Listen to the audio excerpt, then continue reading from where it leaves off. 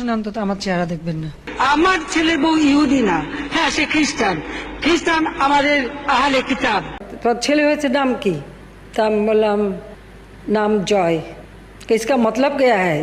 জয় মানে আনন্দ, জয় মানে ভিক্টরি। চলে যাওয়ার সময় বলতেছে और एक नमरूद पैदा हुआ। আমাদের ডক্টর কামাল হোসেনের মেয়ের জামাইটা ইহুদি, ওইটা বোধহয় বলতে ভুল করে আমার ছেলে বউ কথা বলে ফেলেছে।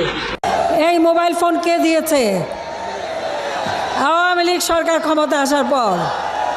তাহলে আমি বিদ্যুৎ কেন্দ্র বন্ধ করে দিই, পানি দেওয়া বন্ধ করে দিই, সার বন্ধ করে দিই, সব বন্ধ করে বসায় রাখি, আমার রিজার্ভ ভালো থাকবে। কি অপরাধটা কি করেছি? কি অপরাধটা কি করেছি?